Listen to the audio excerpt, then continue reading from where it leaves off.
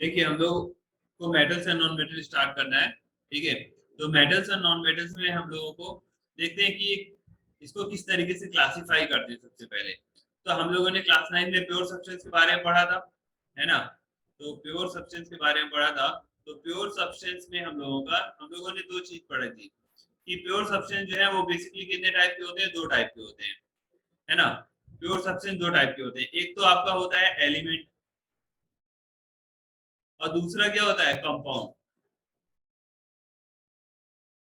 यही हमने पढ़ा था कि एक होता है एलिमेंट, दूसरा होता है कंपाउंड, प्योर सब्सटेंस। ठीक है, एलिमेंट हमने क्या पढ़ा था एलिमेंट के बारे में कि एलिमेंट जो होता है, यहाँ पे अगर हम लोग बात करें कि एलिमेंट के बारे में क्या पढ़ा था, तो एलिमेंट जो होता है इसमें it has only one type of particles, one type of particles.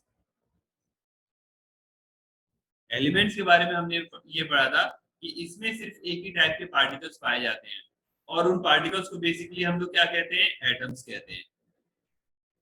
ठीक है, ये हमने एलिमेंट के बारे में पढ़ा था। अब हम लोग एलिमेंट को अगर फर्दर क्लासिफाई करें तो एलिमेंट को हम लोग फर्दर तीन पार्ट में क्लासिफाई कर लेते हैं। एक होता है हमारा मेटल्स, दूसरे होते हैं हमारे नॉन मेटल्स, और मेटल्स और नॉन मेटल्स के बीच में ही एक और आता है हमारा मेटलॉइड्स, जिसमें आपकी मेटल और नॉन मेटल दोनों की ही प्रॉपर्टी रहती है, उसको हम लोग बोलते हैं मेटलॉइड्स। ठीक है, तो हमें बेसिक आइडिया क्या मिला कि बेसिकली प्योर सब्सटेंस का जो क्लासिफिकेशन हुआ है एलिमेंट और कंपाउंड में, तो एलिमेंट में सिर्फ एक ही टाइप के पार्टिकल्स पाए जाते हैं, एलिमेंट को हमने फर्दर क्लासिफाई किया है मेटल्स, नॉन मेटल्स और मेटलॉइड में। अच्छा, जो हमारी पीरियोडिक टेबल होती है उसमें हम लोग किसको अरेंज करते हैं, एलिमेंट्स को ही, मतलब प्योर सब्सटेंस में एलिमेंट को ही अरेंज करते हैं। वो हम लोग नेक्स्ट पीरियोडिक क्लासिफिकेशन पढ़ेंगे तब समझेंगे। तो बेसिकली हमें ये आइडिया लग गया कि जो मेटल्स हैं, नॉन मेटल्स हैं या मेटलॉइड्स हैं, ये किसके ही पार्ट हैं, सब किसके सब पार्ट हैं, एलिमेंट्स के सब पार्ट हैं। ठीक है, इतनी चीज क्लियर हुई, बताइए। इनका बेसिक ये इंट्रोडक्शन हुआ। क्लियर हुआ। इसका मतलब चाहे मेटल्स होंगे या फिर जी। नॉन मेटल्स होंगे या फिर मेटलॉइड्स होंगे, सब में एक ही टाइप का पार्टिकल पाया जाएगा, मतलब एक ही टाइप के एटम्स पाए जाएंगे। ठीक है, अगर हम लोग एग्जांपल ले लें, जैसे कि हमारा मेटल्स में हमने सोडियम ले लिया, तो सोडियम एक एलिमेंट है, कंपाउंड नहीं है, एलिमेंट है। ठीक है, ये क्या है, एक एलिमेंट है और इसमें सिर्फ एक ही टाइप के पार्टिकल्स पाए जाएंगे। क्लियर है, इसका मतलब मेटल्स, नॉन मेटल्स, मेटलॉइड किसके सब पार्ट है, एलिमेंट के सब पार्ट है। क्लियर हुआ, इतनी चीजें क्लियर हुई। ठीक है, अब हम लोग देखिए नेक्स्ट हम लोग समझते हैं कि आखिर ये मेटल्स क्या होते हैं और इनकी प्रॉपर्टीज क्या होती हैं। ठीक है, तो अब हम लोग देखते हैं मेटल्स के बारे में कि आखिर ये मेटल्स क्या होते हैं। ठीक है, तो मेटल्स की अगर हम लोग बेसिक डेफिनेशन देखें कि आखिर मेटल्स क्या होते हैं, तो मेटल्स आर द सब्सटेंस, या फिर हम लोग कह सकते हैं एलिमेंट्स। मेटल्स एलिमेंट्स की सब पार्ट है, तो metals are the elements which can which can lose electrons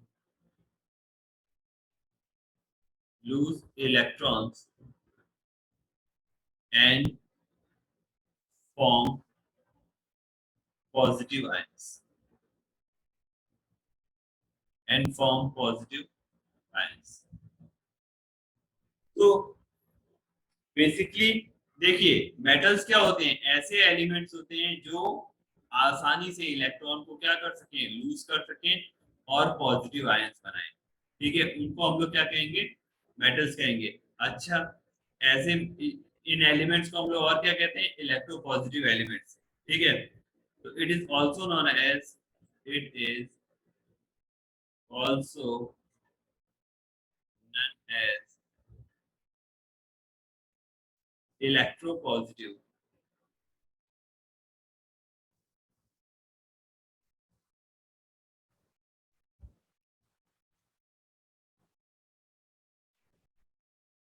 elements. इसका मतलब मेटल्स को हम लोग और क्या कहेंगे, इलेक्ट्रोपॉजिटिव एलिमेंट्स। इतनी चीजें क्लियर है कि मेटल्स ऐसे एलिमेंट्स हैं जो इलेक्ट्रॉन को आसानी से लूज कर सके। जैसे एक एग्जांपल ले लेते हैं हम लोग सोडियम का, ठीक है। इसका अगर एटॉमिक नंबर की बात करें तो एटॉमिक नंबर सोडियम का हमारा कितना होता है, सोडियम का एटॉमिक नंबर होता है 11, है ना, एटॉमिक नंबर 11 होता है। और इसका इलेक्ट्रॉनिक कॉन्फ़िगरेशन की बात करें, मतलब कितने इलेक्ट्रॉन्स फिल अप होंगे,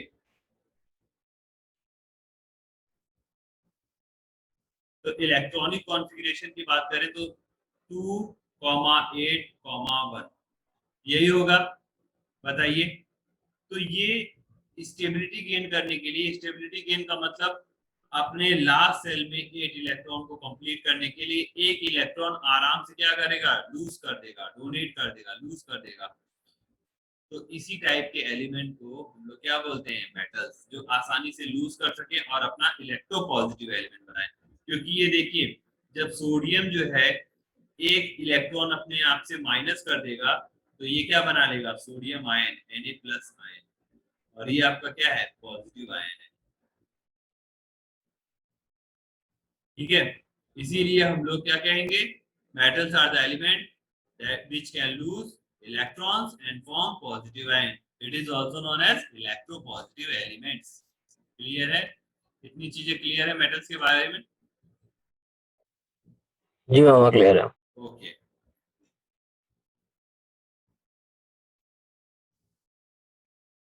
नेक्स्ट देखिए, मेटल्स के बारे में हो गया, इतनी चीजें क्लियर है। अगर इसमें अभी तक कोई डाउट है तो पूछ लीजिए। नेक्स्ट हम लोग देखते हैं physical properties of metals. Next हम लोगों को क्या पढ़ना है, physical properties of metals.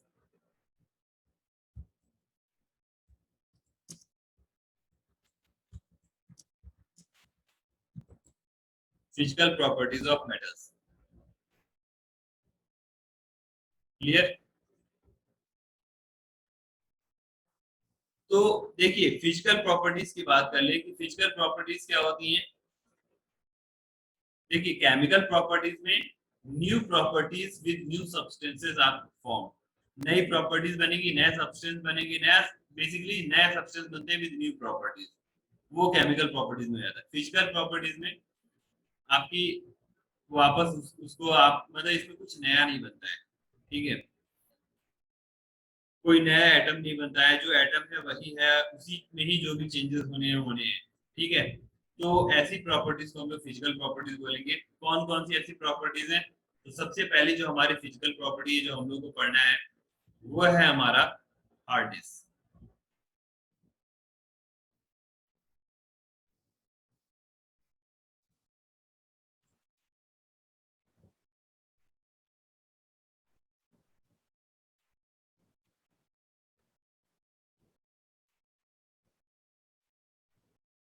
Hardness सबसे पहली फिजिकल प्रॉपर्टी है हमारी, हार्डनेस। हार्डनेस का मतलब क्या होता है, बताइए। हार्डनेस का मतलब ये होता है ना कि बेसिकली और ठोस। देखिए, it is the property of material, property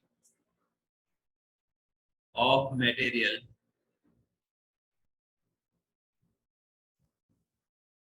by virtue of which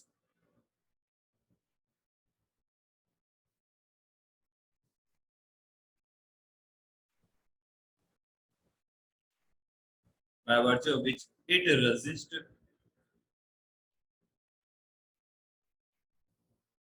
to scratch,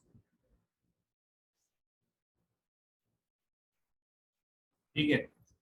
basically hardness क्या है आपका, कि आप इस पे स्क्रैच नहीं कर सकते हो, ऐसी प्रॉपर्टी जो आपका क्या कर सकती है, स्क्रैच करने को अपने आप को रेसिस्ट करती है, ठीक है। बताइए, ये चीज इतनी, ये वाली चीज, ये वाला पॉइंट क्लियर हुआ। स्क्रैच करने का मतलब ये है ना कि आसानी से आप हाँ उसको क्लियर निशान नहीं बना सकते हो, है। है ना।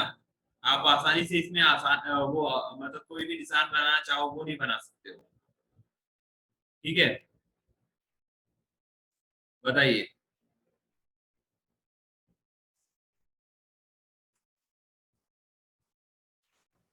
जी वो मैं क्लियर है। क्लियर। मतलब इसको आराम से आप डिफॉर्म भी नहीं कर सकते हो, रेजिस्ट टू प्लास्टिक डिफॉर्मेशन आप कह सकते हो, है ना। अगर हम लोग देखें तो मेटल्स जनरली क्या होते हैं, metals are generally hard, metals are generally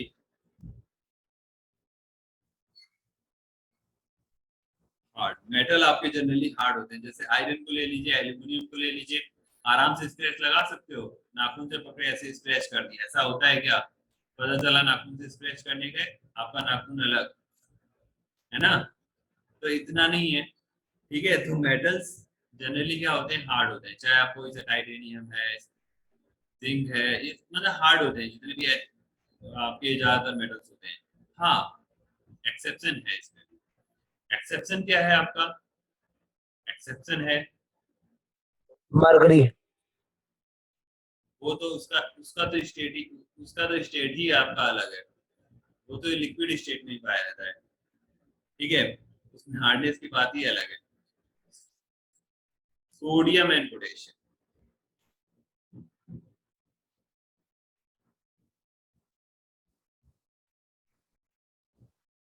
sodium और पोटेशियम जो है वो बहुत सॉफ्ट होते हैं, इतने सॉफ्ट होते हैं कि आप उनको आसानी से चाकू से काट सकते हो, नाइफ से इजीली कट कर सकते हो, ठीक है। बताइए, ये चीज क्लियर हुई आपको।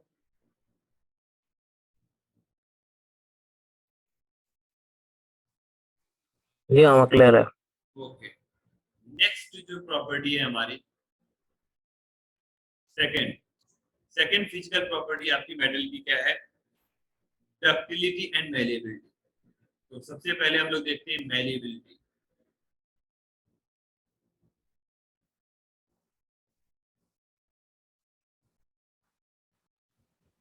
मेलेबिलिटी क्या होती है,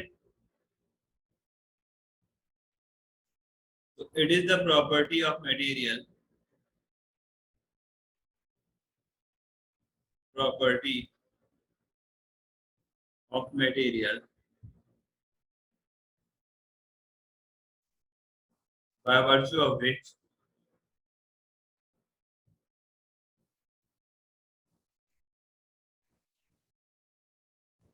it can change into,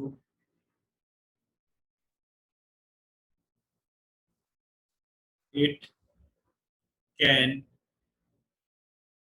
change into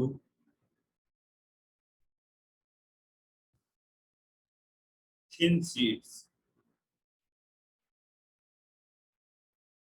ठीक है। मेलेबिलिटी क्या है, ऐसी प्रॉपर्टी है जिसकी वजह से आप क्या कर सकते हो, उसको थिन शीट्स में चेंज कर सकते हो।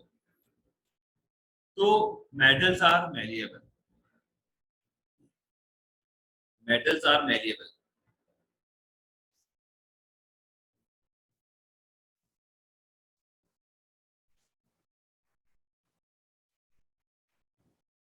मेटल्स जो है वो मेलिएबल होते हैं। एग्जाम्पल अगर आप देखो तो एग्जाम्पल हम लोग, सिल्वर और एल्यूमिनियम। यस, एल्यूमिनियम फॉइल जो यूज करते हैं हम लोग घर में, वो पतली सी सीटी तो होती है, या फिर अगर सिल्वर फॉइल यूज करते हैं, सिल्वर फॉइल हम लोग स्वीट्स पे देखते होंगे, चांदी का वर्क हम लोग बोलते हैं जिसको, सिल्वर फॉइल लगी रहती है, ठीक है। तो बेसिकली वो उतनी पतली सीट कैसे बन गई, तो वो प्रॉपर्टी है मटेरियल की, ठीक है, क्योंकि वो मेटल है, मेटल की प्रॉपर्टी होती है कि वो इजीली चेंज हो सकता है आपका, ठीक है, इजीली चेंज हो सकता है इसमें, सीड्स में, थिन सीड्स में। आप देखो, कार्बन है, कार्बन का फॉर्म है, जैसे कार्बन आपका नॉन मेटल है, non metal are not malleable, non metals को आप जो है आसानी से उसमें चेंज नहीं कर सकते। जैसे आप कार्बन का फॉर्म ले लो, जैसे ग्रेफाइट है, पेंसिल की नोक जो होती है, पेंसिल की जो लिड होती है हमारी, जिसे लिखते हैं, उसको आसानी से सीट में चेंज कर सकते हो, नहीं कर सकते हो, ठीक है। उसी तरीके से अगर हम लोग बात करें जैसे कोयला है, वो भी एक कार्बन का एक फॉर्म है, उसमें ज्यादा अमाउंट में आपका कार्बन प्रेजेंट रहता है, उसको भी आप नहीं चेंज कर सकते हो। ठीक है, सल्फर है, आयोडीन है, नहीं चेंज कर सकते इसको, सीड्स में नहीं चेंज कर सकते। हाँ, अगर हम लोग मेटल्स में लें तो आयरन है, आप आयरन को भी सीड्स में चेंज कर सकते हो। आयरन की सीड्स आती हैं कार और बाइक्स में, ऑटोमोबाइल्स में लगी रहती है ना, पतली पतली सीड्स रहती हैं, इतनी मोटी मोटी सीड्स थोड़ी ना रहती हैं, पतली पतली तो सीड्स रहती हैं। बताइए, चीज क्लियर है? ठीक है।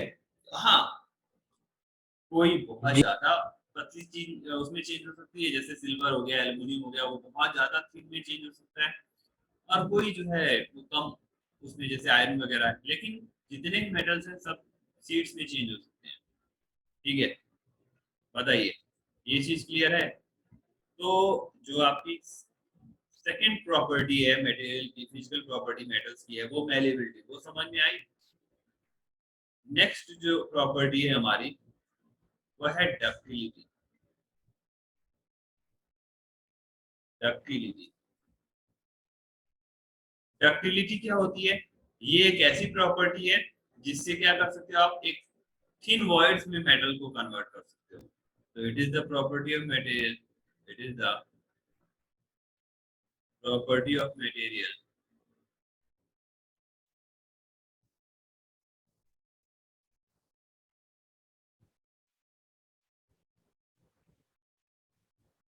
by virtue of which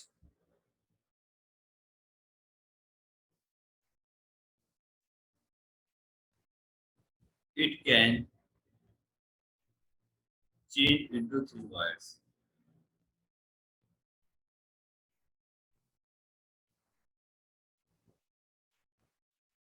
ये ऐसी प्रॉपर्टी है जिसकी वजह से आप थिन वॉइड्स में चेंज कर सकते हो। ठीक है, एग्जांपल अगर हम लोग दें तो जो हम लोग के घर में copper aluminium. Aluminium wire use होते हैं, कॉपर वायर यूज होते हैं। एल्यूमिनियम वायर हो गया, कॉपर वायर हो गया, ठीक है, सिल्वर वायर, गोल्ड वायर। अच्छा, सबसे ज्यादा डक्टाइल होता है gold. Gold is the most ductile.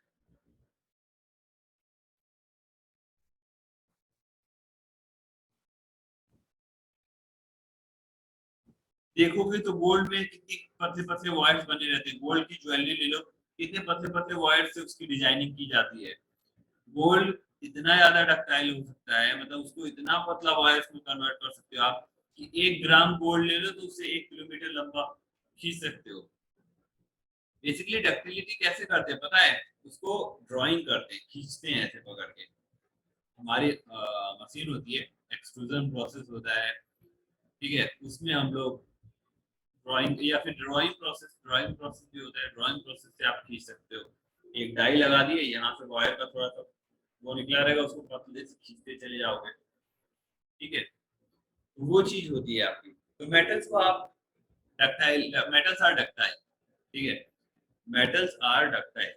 Metals को आसानी से आप वायर्स के फॉर्म में चेंज कर सकते हो। नॉन मेटल्स नहीं होते हैं, तो मेटल्स आर डक्टाइल।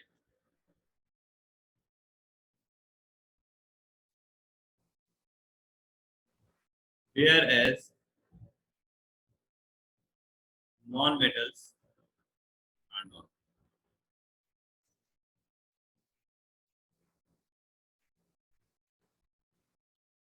ठीक है, मेटल्स डक्टाइल होते हैं बट नॉन मेटल्स डक्टाइल नहीं होते हैं, उनको आप वायर्स में चेंज नहीं कर सकते हो।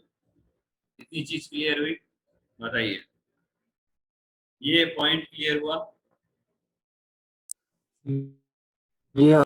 यहाँ तक कोई डाउट? ये जो 3 फिजिकल प्रॉपर्टीज आपने पढ़ी हैं, पहला है हार्डनेस, दूसरा है मेलिबिलिटी, तीसरा है डक्टिलिटी, इसमें कोई प्रॉब्लम?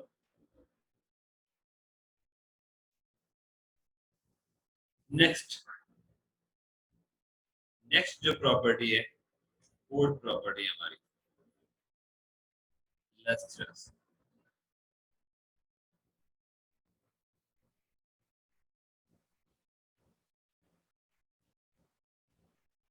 लस्ट्रस का मतलब क्या होता है?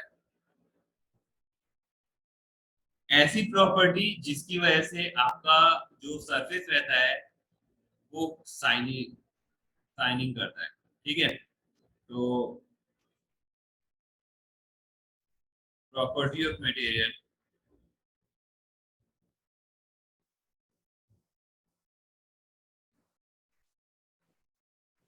ड्यू टू विच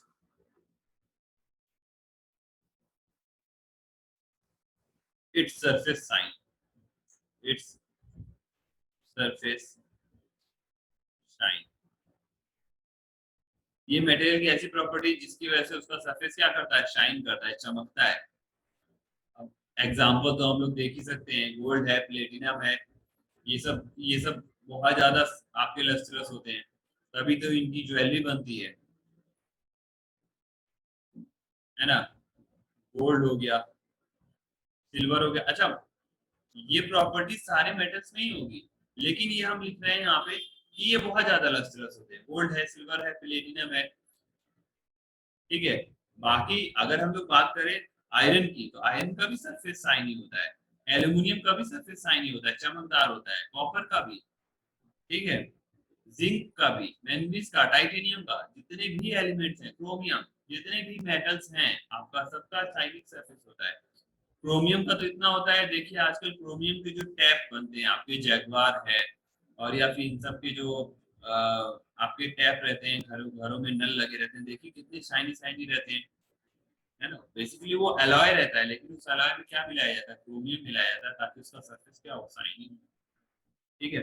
तो ये लस्टरस प्रॉपर्टी किसकी वजह से होती है, देखिए मेटल्स में होती है, किसकी वजह से वो आपके नेक्स्ट मतलब हायर क्लासेस में जानेंगे क्यों होती है, बट मेटल्स में होती है, मेटल्स आर लस्टरस। यहाँ पे लिख सकते हैं हम लोग,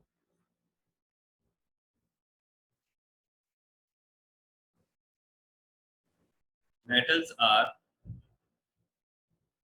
lustrous, whereas non-metals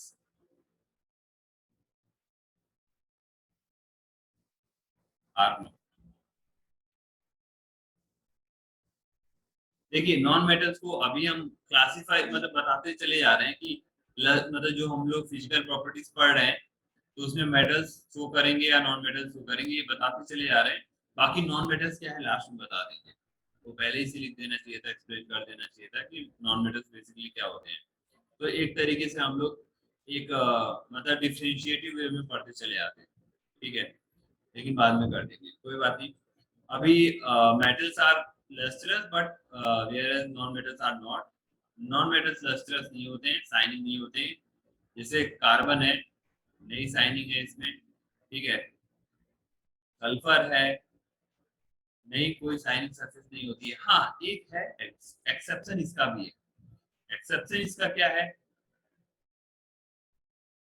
एक्सेप्शन है, एग्जांपल नहीं लिखते हैं यहाँ पे, एक्सेप्शन कर दे रहे हैं।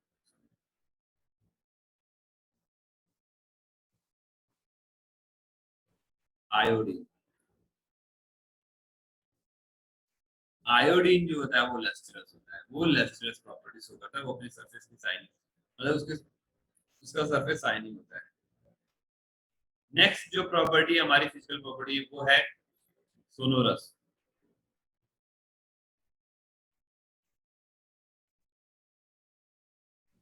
सोनोरस ये कैसी प्रॉपर्टी है, इस प्रॉपर्टी की वजह से क्या है, रिंगिंग की साउंड सुनाई देती है, जैसे टन टन की Playing आवाज sound. है ना, जो टन टन की आवाज आती है ना, वो इसी सरफेस इसी प्रॉपर्टी की वजह से आती है। तो property of material, property of material due to which it produces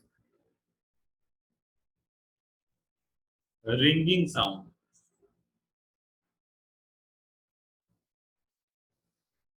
ton टन की आवाज आती है, इसीलिए तो बेल जो है आयरन की बनी रहती है। तो metals are sonorous,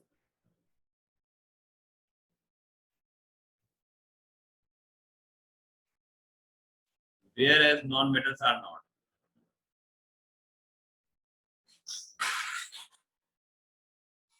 Non metals are not।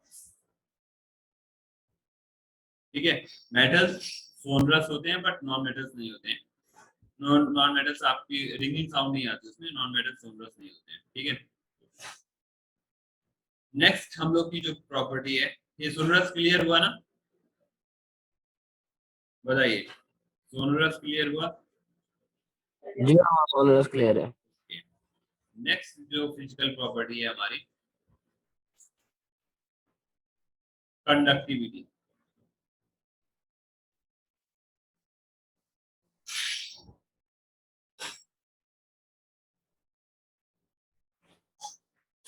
Conductivity क्या मतलब, बेसिकली कंडक्टिविटी मतलब आपकी जैसे हीट कंडक्टिविटी, हीट और इलेक्ट्रिसिटी कंडक्शन। Electrical conductivity. ठीक है, कंडक्टिविटी ये हो गई। तो इसको समझ लेते, कंडक्टिविटी का मतलब क्या हुआ, property of material, property of material due to विच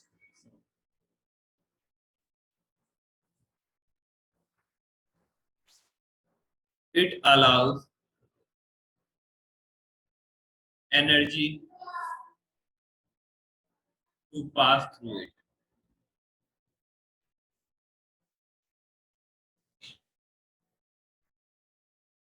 ठीक है, सिर्फ कंडक्टिविटी की बात करें तो ये ऐसी प्रॉपर्टी है जो एनर्जी को अलाउ करती है अपने अपने से पास होने के लिए। अब वो कंडक्टिविटी का मतलब कौन कौन सी टाइप की कंडक्टिविटी हो सकती है, तो एक हो सकती है हमारी हीट कंडक्टिविटी,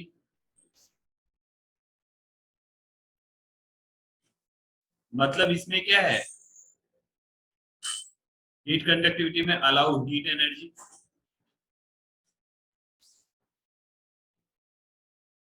इसमें हीट एनर्जी क्रॉस होगी। ठीक है,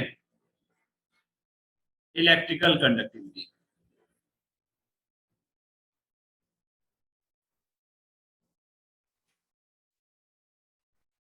allow electrical energy, allows electrical energy.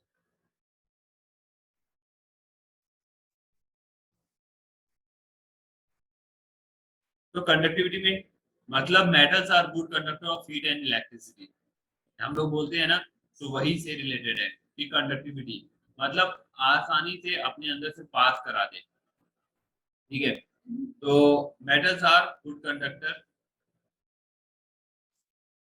Metals are good conductor, good conductor of heat and electricity.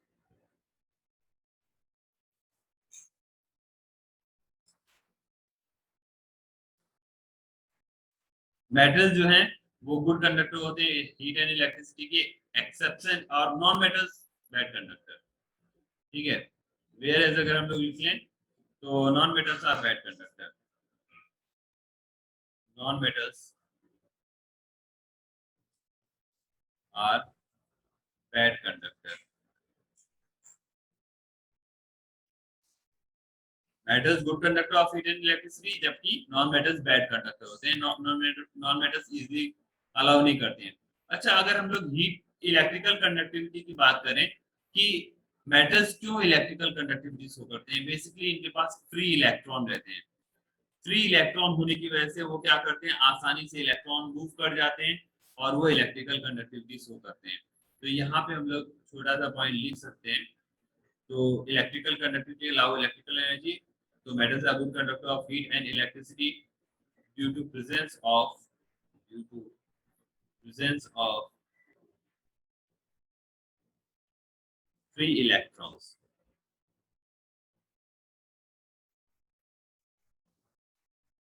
Free electrons होने की वजह से ये इलेक्ट्रिकल कंडक्टिविटी शो करते हैं। अच्छा, नॉन मेटल वहाँ का, ग्रेफाइट, नॉन मेटल का आपका वहाँ एक्सेप्शन नॉन मेटल और ग्रेफाइट। यस, नॉन मेटल का एक्सेप्शन है क्या, ग्रेफाइट।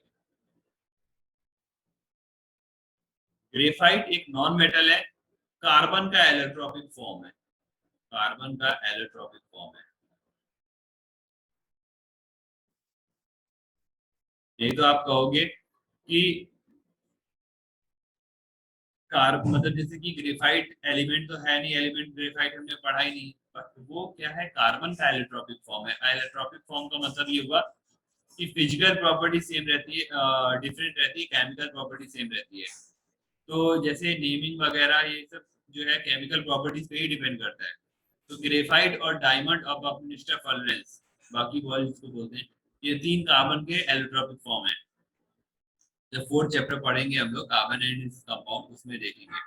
ठीक है, तो अब समझ में आ गया कि good conductor of heat and electricity कौन है और bad conductor of heat and electricity कौन है। Metals are good conductor, non metals are bad conductor except graphite. Exceptions याद रखने हैं, एक्सेप्शंस ही एग्जाम में आएंगे। ठीक है, इसीलिए मैंने एक्सेप्शन को अलग से करवा दिया है।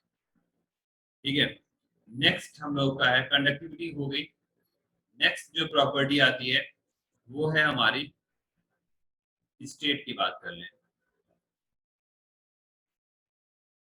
स्टेट का मतलब हो गया फिजिकल स्टेट। तो फिजिकल स्टेट में क्या है, तो मेटल्स आर जनरली सॉलिड।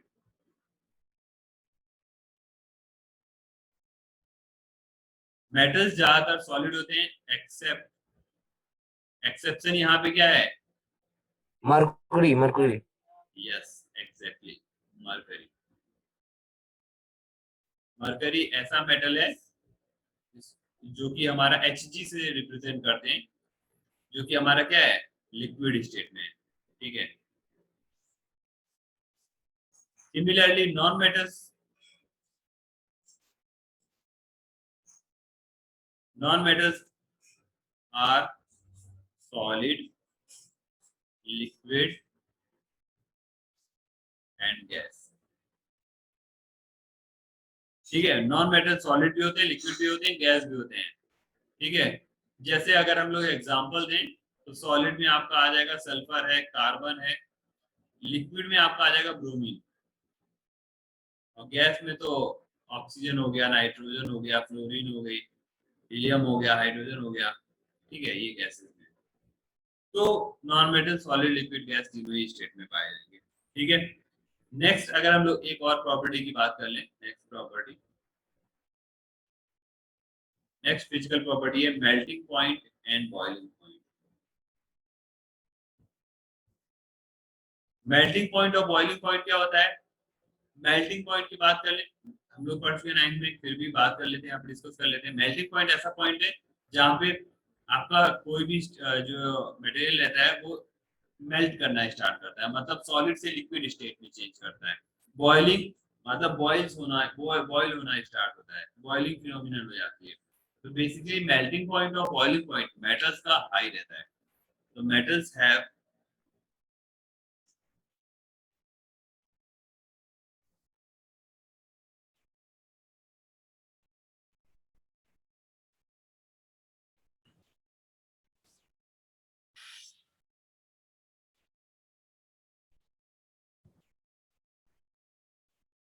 तो ये हमारा फिजिकल प्रॉपर्टी टोटली कंप्लीट हो गया मेटल्स का एंड नॉन मेटल्स का। हम लोगों ने टोटली देख लिया। हाँ, नॉन मेटल्स क्या होते हैं वो हमें बताना रह गया था। तो बेसिकली नॉन मेटल्स क्या होते हैं, नॉन मेटल जिस तरीके से मेटल्स हमारा क्या होता है, हमने यहाँ पे बताया था कि metals are the element which can lose electron and form positive ion. उसी तरीके से नॉन मेटल्स को हम लोग डिफाइन कर लेते हैं कि non metals are the element which can accept electrons, electrons को क्या कर सके, एक्सेप्ट कर सके और फॉर्म नेगेटिव आयन। बस सिंपल सा है कि वो इलेक्ट्रॉन को एक्सेप्ट कर सके और नेगेटिव आयंस बना सके। ऐसे एलिमेंट्स को हम लोग नॉन मेटल बोलेंगे, और जो मेटल्स और नॉन मेटल्स दोनों की प्रॉपर्टी शो करें वो मेटलॉइड्स होंगे। ठीक है, क्लियर हुआ ये चीज।